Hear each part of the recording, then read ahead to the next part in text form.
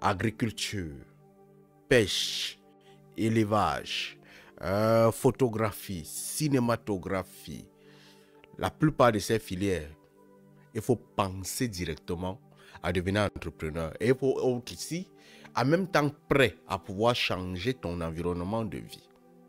Et accepter ce qu'on appelle en Afrique des villageois. Ce qui veut dire que des gens qui vivent véritablement en brousse, qui vivent véritablement au village.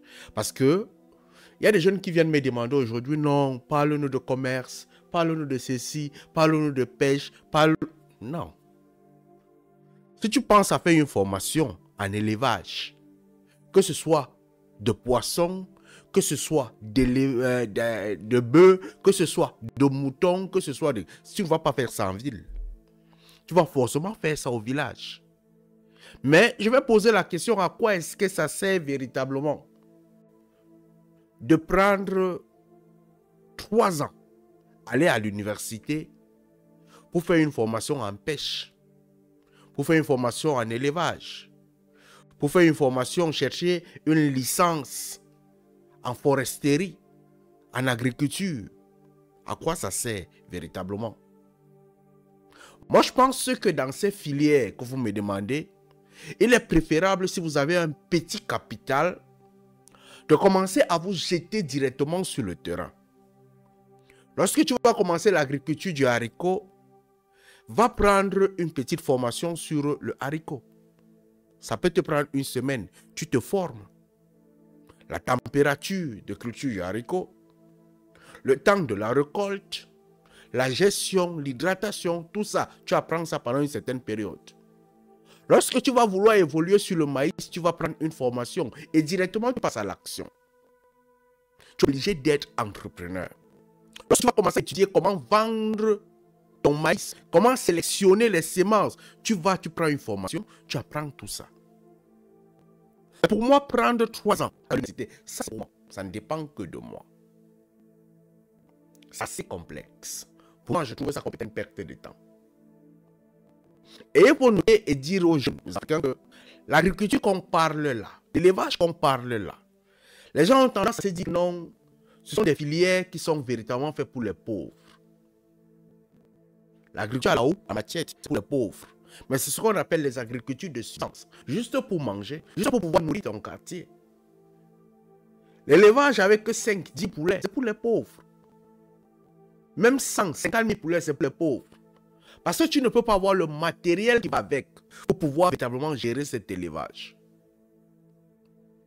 Mais si tu commences progressivement, étape par étape,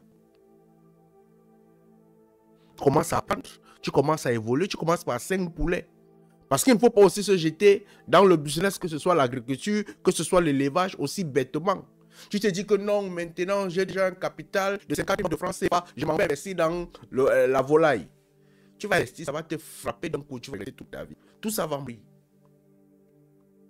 Parce que tu n'es pas formé. Parce que tu n'as pas l'expérience. Mais si tu as commencé à avoir l'expérience de 5 poulets, 3 sont morts, tu as encore appris, tu es monté à 10, évolué. Là, tu es capable de faire 5 millions. Là, tu es capable de te lever maintenant et dire, bon, je ne fais plus l'agriculture, l'élevage des pauvres, je m'en vais vers la banque pour pouvoir prendre 5-10 millions de crédits. Parce que tu connais déjà le domaine. Tu maîtrises déjà.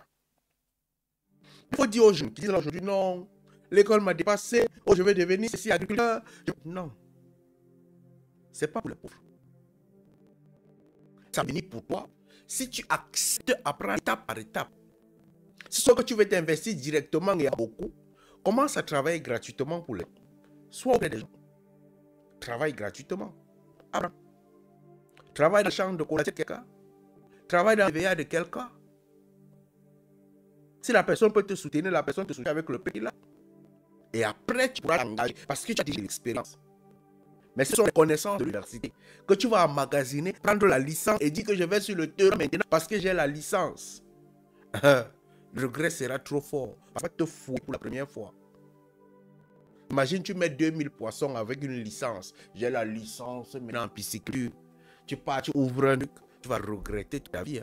Le regret ne sera pas petit. Ça sera un regret haut de gamme. Donc, si tu me demandes ces formations-là, est-ce qu'il faut faire ça? Est-ce qu'il ne faut pas faire?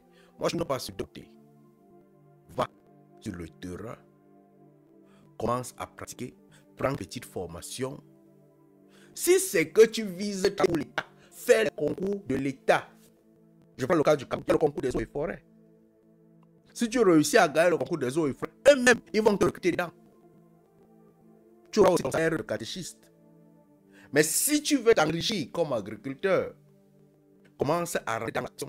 Si tu veux t'enrichir comme éleveur, commence à rentrer dans l'action. Tôt, les Fulbe au Cameroun, ils commencent à donner un peu à un enfant lorsqu'il a 5 ans. Enfin, 5 ans, il a déjà un bœuf. On donne la plupart des temps une femelle. Il commence à élever, il commence à jouer avec ce bœuf-là. Lorsqu'il arrive à 15 ans, il se trouve qu'il a déjà un troupeau, peut-être 20 bœufs.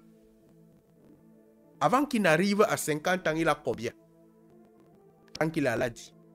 Il a commencé tôt. Mais toi, tu vas aller à l'université, en connaissance. Pour pouvoir aller sur le terrain. Ok, félicitations. Je peux rien te dire. Quelle chose s'allume ton cerveau, mon frère.